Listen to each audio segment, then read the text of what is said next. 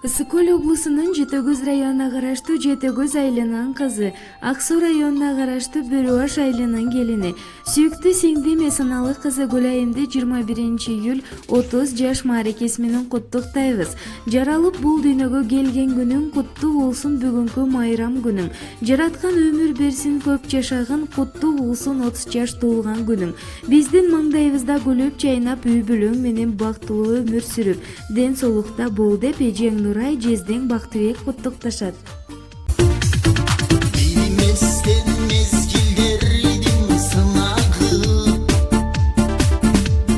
Bilmem kaçan kaysı yoldan suradı Жетip gelip koldan aldı Baykapay Halk oldun Akbozat Şamburağı Haycılardı aralatıp koşup caş Gece kanat turdum ele tosup caş